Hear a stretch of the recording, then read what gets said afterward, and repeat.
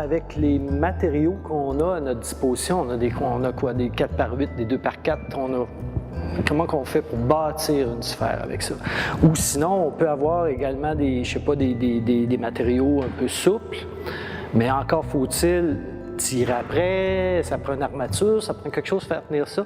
Alors déjà là, il y a comme une résistance beaucoup entre cette forme très simple puis sa réalisation en vrai. Donc, entre cette forme simple et cet objet que ça finit par donner, bien, il y a ce que j'appelle l'architecture des formes. Finalement, qu'est-ce qui fait qu'un objet devient viable, t'sais? Puis moi, je compare ça beaucoup au travail d'un peintre aussi.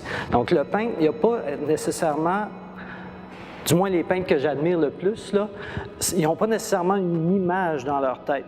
Ils travaillent sur une surface, puis l'image a fini par apparaître, puis qu'est-ce que tu vois à la fin?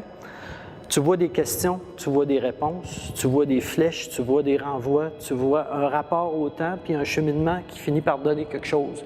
Alors pour moi, la sculpture, c'est la même chose. C'est un travail dans la matière, puis à un moment donné, tu te butes à des résistances, tu te butes à des petits miracles qui arrivent aussi, puis là, c'est un dialogue. Donc, c'est un objet matériel qui est issu de manipulation matérielle aussi. C'est pas quelque chose qui vient de la tête, puis qui devient matériel tout d'un coup.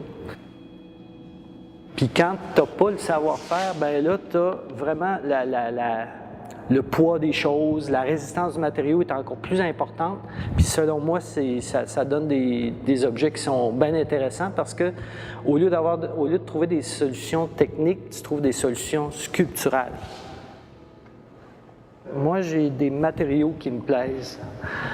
Puis je vis avec. Donc, à un moment donné, je peux construire, ben, tu sais, j'ai fait des machines volantes qui ne volent pas, des trucs comme ça. Mais qu'on me dise à un moment donné, ben regarde, au lieu d'utiliser du cuir pour faire tes ailes, si tu prenais de la toile techno, Kevlar, ben peut-être que ça volerait. Ou sinon, au lieu d'avoir des roulements à billes en béton, ben tu pourrais aller en stainless ou en aluminium. C'est des matériaux qui ne m'intéressent pas, ça. Donc, à chaque fois que j'ai à choisir entre un matériau et un rendement, j'y vais toujours pour le matériau.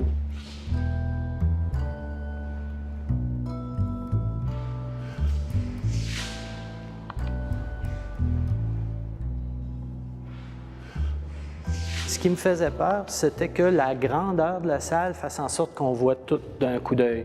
Ça, j'avoue que ça me gossait un peu. D'emblée, là, j'ai compris qu'il fallait que je fasse quelque chose et est venu ce mur qui est là, la Simès qui est là pour vraiment faire un autre environnement.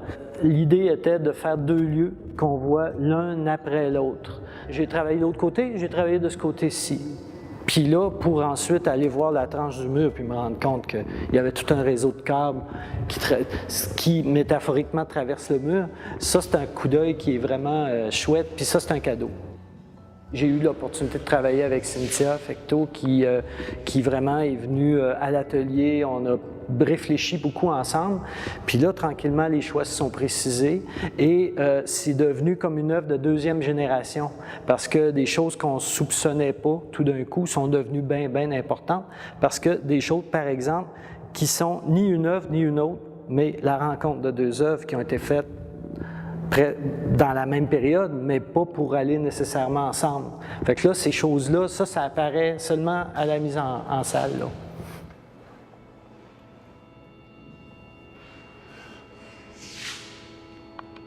Cynthia et moi, on était bien fiers d'avoir pensé à l'autre banc dans la petite galerie qui est un genre de clin d'œil au mobilier et à la sculpture. C'est une espèce de présence ambiguë. On l'a voulu comme ça et ben, je ne sais pas si ça va être perçu comme ça, mais en même temps, c'est vraiment pour s'asseoir puis tout d'un coup être à un autre niveau pour regarder.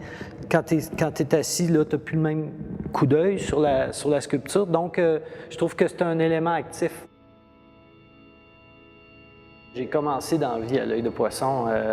J'ai fait une expo dans l'ancienne galerie, là où était autrefois. J'en ai fait une dans celle-ci, j'ai fait la petite, j'ai fait la grande. Puis dans le temps, ben, c'est les gens qui passent aussi, c'est le personnel qui passe.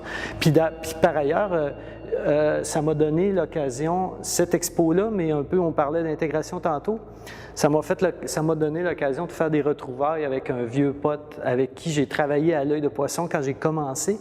Puis c'est lui qui a fait les pièces de chaudronnerie qui sont ici. Donc, on ne s'était pas vu depuis 20 ans. Puis là, tiens, on expose ensemble à l'œil de poisson. Donc, ouais. On aurait fait ça. On fait ça comme des grands.